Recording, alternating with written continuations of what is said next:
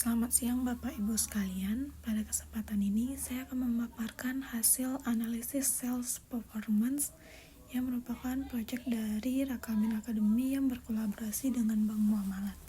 Sebelumnya, perkenalkan saya Mila Safitri, seorang lulusan studi statistika dengan latar belakang akademik yang kuat dalam analisis data. Saya memiliki keterampilan yang mendalam dalam pengolahan, analisis, dan interpretasi data. Saya berkomitmen untuk menerapkan metode statistik untuk mengidentifikasi pola, membuat prediksi, dan memberikan wawasan yang mendalam yang dapat mendukung pengambilan keputusan berbasis data dengan kemampuan analisis yang tajam dan keahlian dalam perangkat lunak statistik. Sebagai seorang business intelligence analyst, saya diminta untuk melakukan analisis terhadap company yaitu PT Sejahtera Bersama, di mana di sini saya akan menganalisis data penjualan dari Januari 2020 hingga Desember 2021. Di mana tujuan dari analisis ini yaitu untuk mempertahankan dan meningkatkan performance penjualan di masa yang akan datang. Adapun dataset yang digunakan pada analisis ini terdiri dari 4 tabel. Yang pertama itu ada tabel customer, yang kedua ada tabel order, yang ketiga ada tabel produk kategori, dan terakhir ada tabel products.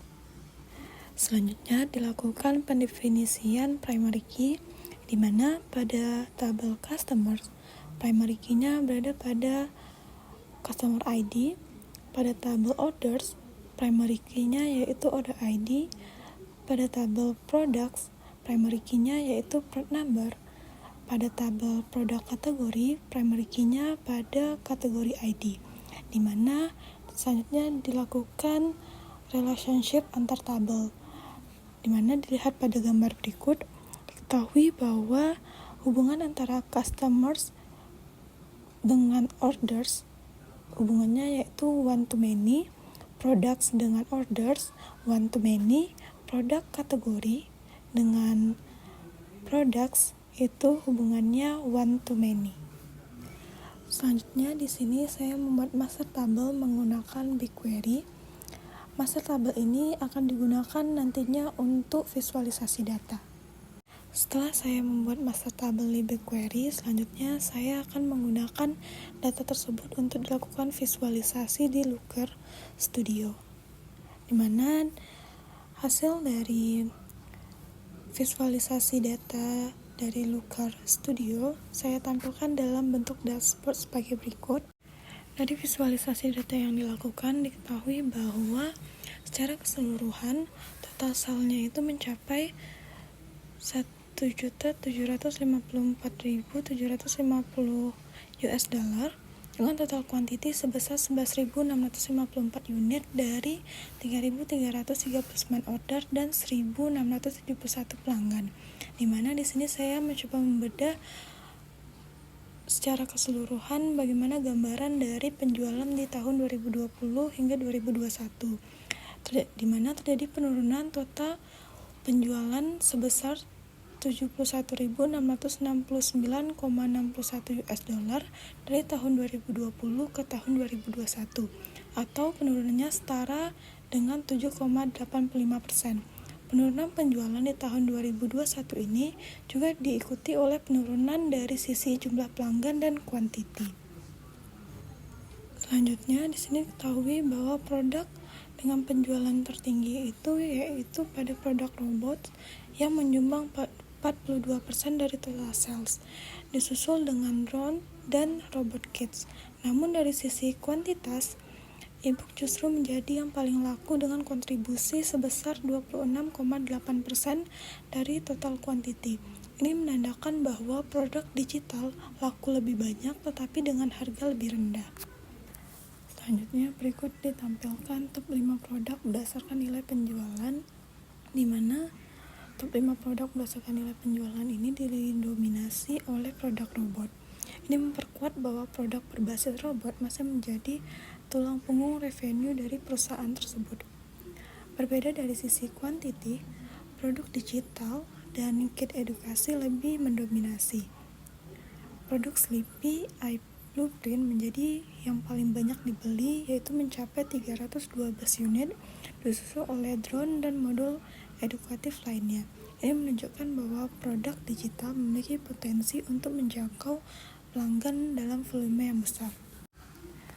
Berdasarkan Citi, Washington menjadi kontributor terbesar dengan total penjualan sebesar 55.381,94 US dollar dan kuantitas tinggi sebanyak 308 unit, diikuti oleh Houston dan San Diego. Ini menunjukkan adanya potensi pasar besar di Washington yang perlu terus dimaksimalkan. Selanjutnya di sini saya mencoba mencari tahu top customer berdasarkan total sale-nya yang saya cari tahu berdasarkan customer email. Di sini diketahui beberapa email yang memiliki jumlah sale yang cukup tinggi, dimana artinya pelanggan yang bernilai tinggi ini tidak selalu membeli banyak unit, tetapi produk dengan harga yang tinggi. Mereka ini bisa jadikan target utama untuk program loyalty, penawaran khusus, atau retargeting campaign untuk masa yang akan datang. Dari hasil analisis yang telah dilakukan, terdapat beberapa rekomendasi yang bisa diajukan. Yang pertama, kita dapat melakukan inovasi produk yang kita sesuaikan dengan permintaan pasar, di mana dari analisis menunjukkan minat tinggi terhadap produk robotik dan edukatif, di mana perusahaan bisa terus melakukan pengembangan produk baru berbasis teknologi dan pendidikan, seperti robot AI untuk edukasi atau modul coding. Selanjutnya yaitu bisa dilakukan retargeting dan program royalti pelanggan.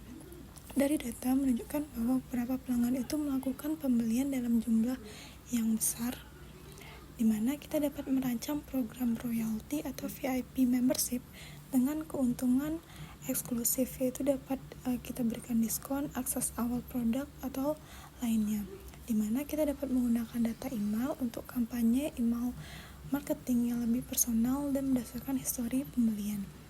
Selanjutnya ini kita dapat memaksimalkan produk digital bervolume tinggi, di mana e-book dan training video memiliki volume penjualan tinggi meskipun nilainya lebih rendah, di mana perusahaan dapat meningkatkan margin dengan memperbanyak produk digital karena biaya produksinya itu rendah dan bisa dijual tanpa batas stok.